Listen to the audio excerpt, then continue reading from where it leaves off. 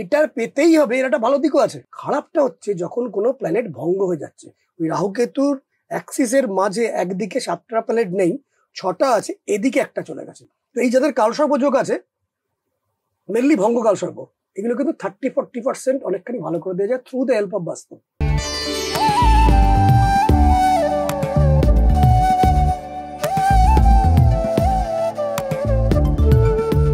নমস্কার, আপনাদের স্বাগত জানাই আনন্দবাজার অনলাইনের ড্রিম ডেস্টিনি অনুষ্ঠানে।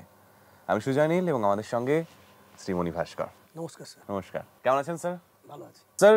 আগের এপিসোডে আপনি আলোচনা করছিলেন কাল সর্প যোগ নিয়ে, এবং ওখানে আপনি বলছিলেন যে কাল সর্প অতটাও ক্ষতি মানুষের করে না, কিন্তু ভঙ্গ কাল সর্প করে। তো এটা যদি একটু ব্যাখ্যা দেন। কিছু কন্ডিশন আছে, মানে সমস্ত যোগ, সমস্ত কম্বিনেশন হচ্ছে এক একটা pattern of the cosmic energy. এবার তার কিছু ব্যতিক্রম আছে, আবার কিছু নিয়মও আছে। কালসর্প মানে হচ্ছে বেসিক্যালি রাহু এবং কেতুর অ্যাক্সিসের মধ্যে সবকটা প্ল্যানেট থাকবে। রাহু কেতু একটা জায়গায়, মানে ঠিক অপোজিটে, একটা স্ট্রেট লাইনে। বাকি যে 7টা প্ল্যানেট যেগুলো আমরা ধরি এখানে ইনফ্লুয়েন্স করে, সেই 7টা প্ল্যানেট একদিকে চলে গেছে, আর একদিকটা পুরো ফাঁকা। এটাকে কালসর্প যোগ বলে। এই যোগ থাকলে যে খুব খারাপ হচ্ছে দেখছি না আমি, খুব কম, মানে হয়তো দেখা যাবে 100টা মানুষের থাকলে একটা লোকের হচ্ছে। এবং সেগুলো হওয়ার কারণ আমার যতটুকু বুঝেছি বাস্তুর দুটো মেন প্ল্যানেট, একটা হচ্ছে রাহু এবং একটা হচ্ছে কেতু। রাহু হচ্ছে আমাদের মধ্যে যে মোটিভটা তৈরি করে যে আমাকে পেতেই হবে। রাহু মানে হচ্ছে এই প্ল্যানেট যেটা আমাকে পেতেই হবে, না পেলে আমার জেদি করে তোলে নাকি ওভার কনফিডেন্ট করে তোলে? দুটো এবং পাগলপন। ওকে, এটার পেতেই হবে, এর একটা ভালো দিকও আছে, কিন্তু এর খারাপ দিকও আছে। ঠিক। দেখবেন যারা জেদ তো কখনোই ভালো নয়। বড় বড় বিগ ইন্ডাস্ট্রির মালিক যারা, মানে ধরুন আমেরিকান, কানাডিয়ান, ব্রিটিশ, তারা হয়তো বিরাট বড় জায়গা পেয়েছেন, তাদের কোনো একটা ফ্যামিলি লাইফ বা কোথাও একটা ধস এসছে। অধিকাংশ ক্ষেত্রে 90% ক্ষেত্রে, নামগুলো বলছি না, কারণ তাকে ওটা পেতেই হবে। আমি কিচ্ছু চাই না, ওটাই চাই। এটা রাহু, ওটাই চাই মানে অনেক কিছু চাই না, মানে আমি কম্প্রোমাইজ করবো না। কালসর্পের একটা মেন প্ল্যান হচ্ছে রাহু। ঠিক অপোজিট 180 থাকে কেতু। কাজ করতে করতে বিপদ, এই আস্তে আস্তে ইউনিভার্স, প্রকৃতি, ভগবান তার মধ্যে প্রভাব তৈরি করে, তার মধ্যে একটা প্রসেস করে। প্রসেস করতে করতে একটা সময় আসে আমি আর কিছুই চাই না। এটা হচ্ছে কেতু। কেতুকে যে কারণে মোক্ষের কারক বলা হয়। আমি আর কিছুই চাই না, মোক্ষ মিল গেয়া। হ্যাঁ, মিল গেয়া না, মোক্ষকে খোঁজ মে হুঁ। আচ্ছা, মোক্ষ যখন কেউ পায় বা সেটা পেয়ে গেছি, তখন এটা ডেসক্রাইব করা যায় না। সে ডেসক্রাইব করতে চাইবেই বা কেন? সেই জায়গাটা নেই, মানে তখন সে এবং ভগবান এক হয়ে গেছে। ঠিক, এটাকে মোক্ষ বলে, মানে প্রপার ফ্রিডম। কেতু হচ্ছে আমি আর কিছুই চাই না। তার রাহু কেতুর জন্যই কিন্তু কালসর্প আসছে। তারপরে তার জীবনে যখন কালসর্প যোগ থাকে, তখন তার জীবনে পেতেই হবে বলে সে কিছু অর্জনও করে। আর চাই না কিছু, একটা সার্টেন টাইমের পরে আর কিছুই চাই না, এই জায়গাটাও আসে। কিন্তু এর আলটিমেট রেজাল্ট কিন্তু কালসর্প, এটা খুব একটা কিছু খারাপ আমি দেখিনি। ওকে, খারাপটা হচ্ছে যখন কোনো প্ল্যানেট ভঙ্গ হয়ে যাচ্ছে। ওই রাহু কেতুর অ্যাক্সিসের মাঝে একদিকে 7টা প্ল্যানেট নেই, 6টা আছে, এদিকে একটা চলে গেছে। এটাতে কিন্তু অনেক নেগেটিভ ব্যাপার আসছে, যদিও এরও কিছু ব্যতিক্রম আছে, 10% ক্ষেত্রে থাকে, কিন্তু অধিকাংশ ক্ষেত্রে ভঙ্গ কালসর্প 90% ক্ষেত্রেই খারাপ ফল দেয়। ওকে, কিরকম ভঙ্গ হলে কি ভঙ্গ হতে পারে? রাহু কেতু আর তো ভঙ্গ হবে না, রাহু কেতুর অ্যাক্সিসের মধ্যেই বাকি 6টা ফিক্সডই থাকবে। এদিকে একটা বেরিয়ে যাবে, নয় রবি বেরোবে, নয় চন্দ্র বেরোবে, নয় মঙ্গল, নয় বুধ, নয় বৃহস্পতি, নয় শুক্র, নয় শনি। এর বাইরে তো কিছু হবে না। প্ল্যানেটগুলোর এক একটা অ্যাটিচিউড আছে, প্ল্যানেটগুলোর একটা ইম্পর্টেন্স আছে, ইম্প্যাক্ট আছে, ফ্রিকোয়েন্সি আছে। আমাদের যখন খুব আমরা প্লিজেন্ট স্টেটে থাকি, তখন তাকে আমরা সুখ বলি, এটা দেখে চন্দ্র। ওকে, যখন আমাদের শরীর এবং মন দুটোই প্লিজেন্ট স্টেটে থাকে, তখন আমরা তাকে তৃপ্তি বলি, এটা দেখে রবি। ওকে, যখন শরীর মন দিয়ে উৎপন্ন যে বিষয়টা, আমরা খুব উৎসাহপূর্ণ হয়ে পড়ি, এনথুজিয়াস্টিক হয়ে পড়ি, চনমনে হয়ে পড়ি, সেই কন্ডিশনটাকে বলা হয় একটা কোনো কাজকে ইনিশিয়েট করা এবং সেই কাজটা সমাপ্ত করার জন্য প্রচন্ড বড় উদ্যোগ, সেটা হচ্ছে মঙ্গল। ওকে, যখন ঝঞ্ঝাট, ট্রাবল, অশান্তি চলছে, অন্য কোনো কিছু কাজ হচ্ছে না, হঠাৎ করে একটা হেভিওয়েট আইডিয়া চলে এলো, যে আইডিয়া দ্বারা অনেক কিছু ম্যানেজ করা যাবে, ফিউচারের সুরক্ষা করা যাওয়ার সম্ভাবনা তৈরি হচ্ছে বলে তিনি ফিল করছেন যে আমি এমন একটা ট্যাকটিস বা এমন একটা ট্রিক্স ভেবে নিলাম, ওটা অ্যাপ্লাই করলে অনেকগুলো রাস্তা খুলে যাওয়ার সম্ভাবনা তৈরি হচ্ছে। তাতে মনের মধ্যে একটা প্লিজেন্ট ভাব আসে, যাক আমি এটা করে মনে হচ্ছে বেঁচে যাবো। এটা দেখে বুধ। ওকে, যখন আলটিমেটলি মনে সুখ আসে এবং একটা স্টেবল কন্ডিশন তৈরি হয়, সেই স্টেবল কন্ডিশন যেটা লাককে নিয়ন্ত্রণ করতে পারে, এটা লাক তৈরি করে ফেলা, সেটা দেখে জুপিটার। যখন আমরা এই সমস্ত কাজগুলো করি সমস্ত নিয়ম মেনে, একদম সবকটা করছি নিয়ম মেনে, যখন আমাদের শরীর মন তৃপ্ত রবির জন্য, যখন আমাদের মন সন্তোষযুক্ত চন্দ্রের জন্য, যখন বুদ্ধি প্রখর হয়ে গেছে সুরক্ষা তৈরি করে ফেলেছে বুধের জন্য, যখন উৎসাহ মঙ্গলের জন্য, যখন ডিসিপ্লিন শনির জন্য, এগুলো সমস্ত চলে আসে, তখন সেই মানুষের একটা ভালোবাসা দরকার পড়ে। এই ভালোবাসা হচ্ছে অনেকখানি ব্যাকআপ। কেউ আমাকে ব্যাকআপ দেবে, যত কিছু ঘটে যাক না কেন। আমি বিপদে পড়ি, 2 তলার ছাদ থেকে 1 তলার ছাদে নেমে আসি, ভার্চুয়ালি বলছি, আমাদের নিজের স্ট্যাটাসটা সেখানে আমার পাশে আছে। বা নিরাপত্তার উষ্ণতা দিয়ে তাকে ঘিরে রাখা, প্রবল টান একে অন্য, যে ওকে ছাড়া আমার চলবে না। কারণ এগুলো ঘটনা যে করবে, যে নিরাপত্তা দেবে, যে ব্যাকআপ দেবে, যে ভালোবাসবে, যাকে আমি সমর্পণ করে সমস্ত কথা খুলে বলতে পারি, কেউ তো থাকবে যাকে সব কথা বলতে পারি, কোনো চাপ নেই, আমার টেনশন করতে হবে না, কেউ আমাকে আগলে রাখবে, সেটা হচ্ছে ভালোবাসা বা প্রেম। সেটা হচ্ছে কিন্তু শুক্র, ওকে, ভেনাস একটা। এবার তাহলে এখানে ভঙ্গকাল সরকার কি ব্যাপার আছে? ব্যাপার হচ্ছে এটা, একটা গ্যালারিতে আমি দেখতে গেছিলাম যে প্রেম বলে একটা অনুষ্ঠান হয়েছিল, তাতে গ্যালারিতে বিভিন্ন রকম ছবি দেখাচ্ছে। আমি গেছিলাম সেখানে, আমাকে নিয়ন্ত্রণ করা হয়েছিল, গেছিলাম সেখানে। 2-3 দিন ধরে চলেছে।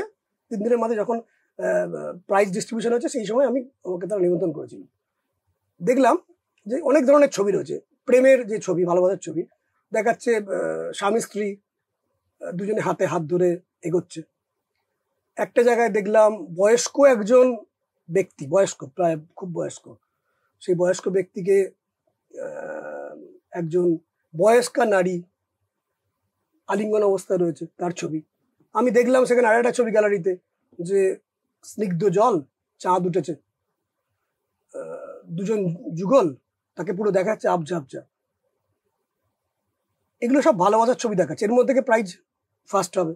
আর একটা জায়গায় দেখলাম একটা কালো মতন ছবি, মানে কিরম টাইপের কুৎসিত একটা অ্যাটিটিউড দেখাচ্ছে, মানে একটু ভয় ভয় লাগছে ওটা ব্যাপার, সাইক্লোনের ছবি। সেখানে একটা গাছ উবড়ে পড়েছে, গাছ উবড়ে পড়ার পরে ছোট তোলা একটা ভেতরে একটা ছোট্ট কোটর আছে, সেই কোটরে একটা মা পাখি তার বাচ্চাটাকে আটকে রেখে দিয়েছে এরকম করে 2 হাত দিয়ে, সেটা ফার্স্ট প্রাইজ পেয়েছে। আগগুলো পাইনি কিন্তু। তো এই যে আগলে রাখা নিরাপত্তার উষ্ণতা, এটা শুক্র। ঠিক।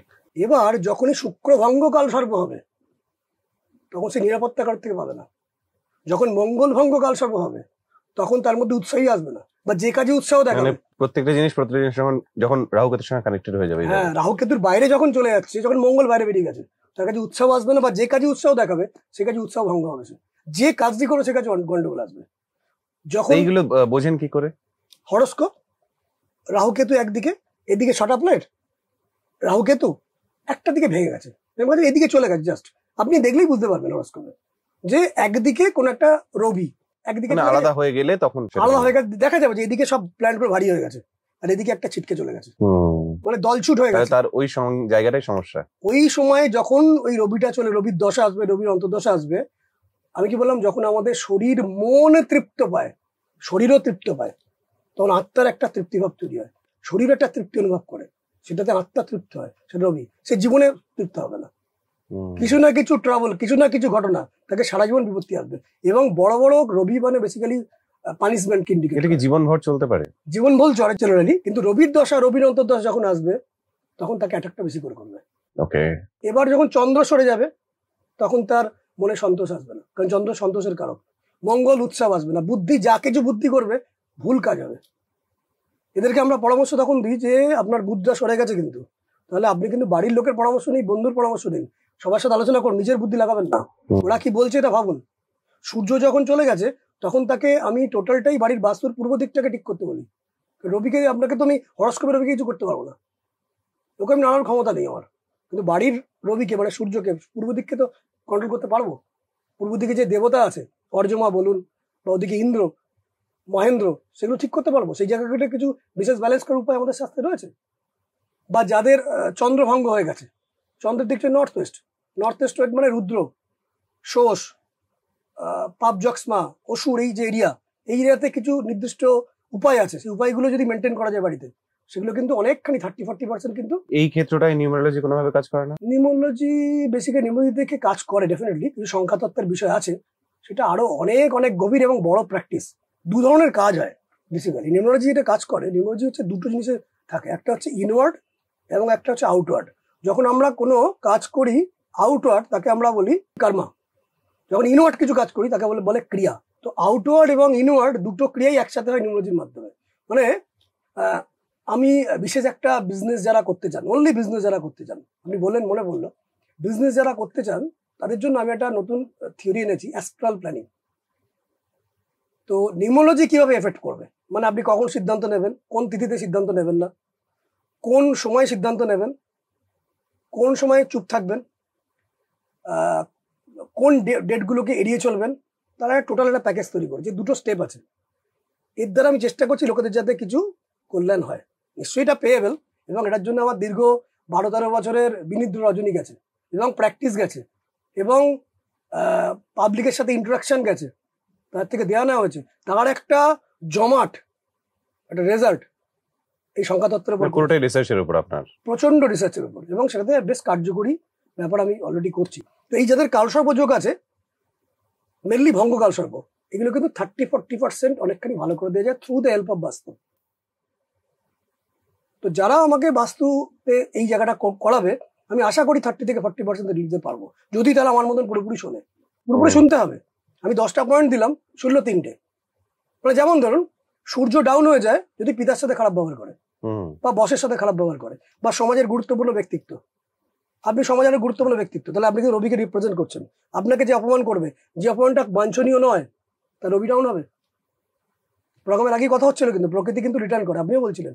একদমই তাই। যেই ধরুন কোন একজন চন্দ্র কোনো বিধবা কাউকে বা মায়ের মতন কাউকে কষ্ট দেবে, এদিকে চন্দ্র এবং কালসর্প যোগ আছে, আরো সমস্যা বেড়ে যাবে। মঙ্গল মানে ভ্রাতা, ভাইয়ের মতন কেউ, তাকে কষ্ট দেবে, বা তার সাথে উল্টোপাল্টা করবে, ফ্রড করবে। মঙ্গল এবং কালসর্প আরো ঝঞ্ঝাট বাড়িয়ে দেবে। বুধ মানে হচ্ছে মাসি, পিসি, বোন, এদের সাথে গন্ডগোল করবে, বুধের কালসর্প আরো বেড়ে যাবে। বৃহস্পতি মানে হচ্ছে টিচার, গুরু, অ্যাস্ট্রোলজার, পুরোহিত, এরা বৃহস্পতি, এদেরকে আজে বাজে করে অপমান করছে। যে অপমানটা করা কিন্তু উচিত নয়, করলে কিন্তু ভুল হবে। মানে নিজের মোরালিটি ভেতরে বলছে যে একটু ভুল হচ্ছে, কনসায়েন্স বলছে ভুল হচ্ছে, কিন্তু আমাদের মাঝে মাঝে ইগোটা ওটা ওভারল্যাপ করছে, বৃহস্পতি কিন্তু ডাউন হবে। এইভাবে শনি হচ্ছে কাজের লোক বা হেল্পার, যারা আমাদের যারা সাপোর্ট দেয়। তো কেতু হচ্ছে সন্তান, রাহু হচ্ছে শ্বশুর বাড়ি। যখন এখানে কোনো অত্যাচার আমরা কিছু করে ফেলবো, ইনস্ট্যান্ট রেজাল্ট আসবে। ইনস্ট্যান্ট মানে দশা খুব ভালো থাকলে হয়তো আগামী 6 মাস হলো না, রইলো ওখানে, পুঞ্জীভূত হলো, রইলো, ওর এক্সপ্লট করবে, এবং এই জীবনেই অনেকখানি করবে। এরকম আমি 10খানা পয়েন্ট বললাম, ডোন্ট ডু দ্যাট। মানে কাউকে বললাম এরকম একটা পয়েন্ট, সেদিনকে একজন জার্মানি থেকে একজন আমাকে ফোন করে, তার ভঙ্গ কালসর্প আছে। আমি বললাম দেখুন, আপনার খেয়াল রাখবেন বাড়িতে দুধ উঠলে যেন না পড়ে। বলছে এটা কি কারণ? দুধ উঠলে কেউ সম্পর্ক, দুধ হচ্ছে চন্দ্র, ওনার চন্দ্রভঙ্গ কালসর্প আছে। বলছে তো প্রায়শই তো পড়ে। এরকম ধরনের অনেক কিছু পয়েন্টস আছে যেগুলো খেয়াল রাখতে হয়। যেমন ধরুন যাদের স্যাটার্ন ভঙ্গ কালসর্প, খেয়াল রাখতে হয় এমন বাড়িতে অনেক কিছু তালা থাকে, যার চাবি নেই, যার চাবি আছে তালা নেই, রেখে দিয়েছে। স্যাটার্ন ভঙ্গ কালসর্প তাই কিন্তু নেগেটিভ ইম্প্যাক্ট দেবে, আমার কথাগুলো শুনতে হবে। কিন্তু মঙ্গল ভঙ্গ কালসর্প বাড়িতে অনেক সময় এই চশমা আমরা হয়তো ইউজ করলাম, করে চশমার পাওয়ার বেড়ে গেছে, কমে গেছে, ও রেখেই দিলাম, ওরকম আনইউজড কিছু মেডিসিন রেখে দিলাম, বা যেগুলো আমরা ইউজ করছি না ওখানে কুণ্ডলিকৃত অবস্থা রেখে দিয়েছি, এদিকে আপনার মঙ্গ কালসর্প যোগ রয়েছে, প্রতিকার করাচ্ছেন কিন্তু ওগুলো ঠিক করছেন না, তাহলে কিন্তু তার এফেক্ট পড়বে। চন্দ্রভঙ্গ কালসর্প যোগ রয়েছে, অনেক সময় থাকে যেখানে হয়তো অজান্তেও তো এরকম অনেক কিছু হয়ে যায়, খেয়াল রাখতে হবে, এগুলো এফেক্ট পড়বে। হচ্ছে কেন, কজে ঢুকতে হবে, why it is going on. সবার তো জীবনে ঘটছে না। আপনি দেখবেন বা যারা দর্শক তারাও দেখবেন, কোনো একটা জিনিস বাড়িতে এসছে, ফ্রিজ হোক, আলমিরা হোক বা কিছু একটা হোক, কোনো সময় বা কিছু কিনেছেন, সেই কেনার অবজার্ভ করতে হবে, কিন্তু সেই কেনার 6 মাস পর থেকে একটু অসুবিধা আসছে, তার মানে সেই কেনাটা রেখে যেখানে রাখছেন টাইম নেবে এফেক্ট করার জন্য। অবশ্যই যেগুলো কিন্তু টাইম লাগেই, টাইম ছাড়া তো কিছুই হয় না। এবং প্রকৃতি তার মানে সারতেও টাইম লাগে, আমি তো প্রত্যেককে বলি যে আমি যে ভঙ্গ কালসর্প 30 থেকে 40% বেটার করার সম্ভাবনা থাকে, 6 থেকে 8 মাস টাইম দিতে হবে। এবং তার জন্য চুক্তি করি, একটা একদম লিখিত চুক্তি থাকে, এই চুক্তি অনুযায়ী কাজটা হবে, মানে আপনাকে কিন্তু চুক্তি মানতে হবে, আমি একা চুক্তি মানবো কিন্তু নয়, বহুত হয়েছে, এবং সেটা লিখিত। মানে আপনি এইবার ধরুন এরকম ক্ষেত্রে আপনি একটা চুক্তি করেছেন, তাকে এইগুলো করতে হবে, এবং আপনি বলেছেন যে এই ব্যাপারটা ঘটলে তবে আমি আছি আর কি, কিন্তু সে ধরুন পুরোটা মানলো না, তারপর গিয়ে ধরুন আপনার থেকে সে ফল পেলো না, সেক্ষেত্রে কি প্রতিকার হয় আপনার তরফ থেকে, কি হয়? অলওয়েজ বলবো যে এক্সেলেন্ট জিনিস এবং গুড জিনিস, যে ফল পেলো না সবার কাছে গুড, যে ফল পেলো সবার কাছে excellent. Always good is the enemy of excellent. সবাই এক্সেলেন্ট হবে আমি ভাববোই না, সবাই গুড ভাববো। আর অলওয়েজ মনে রাখতে হবে good is the enemy of excellent. এর থেকে বেশি কিছু বলবো না। না, ভালো বলেছেন। আর আরেকটি বিষয় আছে, যেটা হচ্ছে যাদেরকে আমি যারা পুরোপুরি মানতে পারছেন না, মানে রেমেডিস যেগুলো দিয়েছেন সেগুলো মানতে পারছেন না, বা তারা নিজেরই আগে থেকে সারেন্ডার করছে, এমন মানুষও আছেন। 90% মানুষই তো ভালো, তবেই তো প্রকৃতি চলছে। যারা আগে থেকে সারেন্ডার করতে পারে যে আমি এতগুলো জিনিস মানতে পারবো না, তখন তাদের জন্য কিছু স্পেশাল কিছু করানো হয়, সেই স্পেশালি মানাটা অনেক কম থাকে। এসে ডাক্তারের মতো ব্যাপার আর কি, ধরুন বললো যে সকালবেলা প্রতিদিন শ্যাম্পু করবেন, এদিকে সে বেরিয়ে যায় ভোরবেলা কাজে। এবার সবাই সেটা করতে পারছে না, এবার তাদের জন্য স্পেশাল কিছু বন্দোবস্ত আছে, সেখানেও লিখিত চুক্তি আছে, কিন্তু লিখিত চুক্তিটা কিন্তু লিখিত চুক্তির মতোই, আমি যেটা চুক্তি করেছি, আপনি যেটা সই করেছেন, সেটাই অবধি কিন্তু মানাটা হবে, নট মোর দেন দ্যাট। এবং সেই চুক্তির পত্রটা কিন্তু আপনাকে সঙ্গে রাখতে হবে, চুক্তিপত্র নেই বললে হবে না, কিন্তু চুক্তিপত্র সঙ্গে রাখতে হবে। কেননা দেখুন, ডেফিনেটলি যখন জানলা খুলবেন আপনি, শুদ্ধ বায়ু প্রচুর পরিমাণে আসবে, কিন্তু দুঃখের সাথে বলবো মাছি মশাও তো আসবে, সেখানে তো আমার একটা জাল রাখতে হবে। তো তবে অধিকাংশ মানুষেরই কিন্তু ভালো কাজ হয়, এবং কাজ করছি তার জন্য চলছে।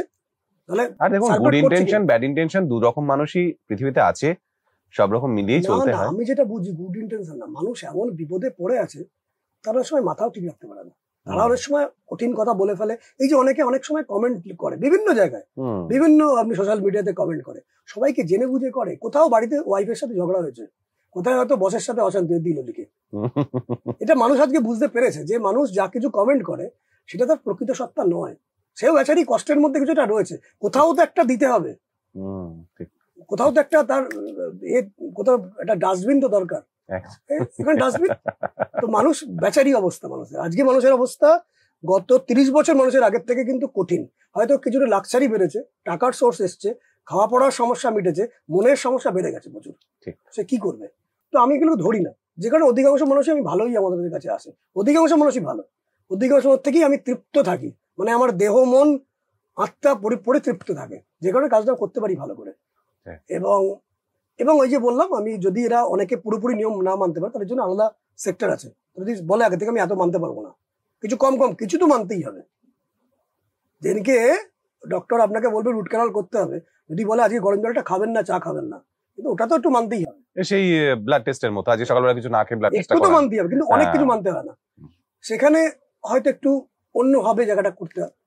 আর যেটা কালসর্পের কথা চলছিল, এই কালসর্পের কথা যদি আরো প্রশ্ন করেন 2 থেকে 3 দিন আমাকে বলতে হবে, সম্ভব না। তো এখন এটাকে আস্তে আস্তে ছোট করে নেওয়াই বেটার। বেশ ইন্টারেস্টিং একটা আলোচনা হলো আজকে স্যারের সঙ্গে, এবং এই আলোচনা চলতে থাকবে। দেখা যাক পরের এপিসোডে স্যার কি বিষয় নিয়ে আলোচনা করেন। আজকের জন্য এটুকুই, নমস্কার। নমস্কার। সেই দুশ্চিন্তার যে ইম্প্যাক্ট, রিফ্লেকশন তাদের মধ্যে কি পড়ে, কোনো কিছু পাপের থেকে কিন্তু দুশ্চিন্তা, সেটা বুঝতে হবে, এটা সারেন্ডার করতে হবে। না আমি কোনো পাপ করিনি, সরি পাপ হয়েছে। এতে যখন দুশ্চিন্তাগুলো আসছে, তখন আপনার টাইম, মানি, স্ট্যামিনা, স্ট্রেংথ সমস্ত ড্যামেজ আসছে। এই যে দুশ্চিন্তাগুলো যাতে অনেকাংশে কম করা যায়, তার জন্যই আমি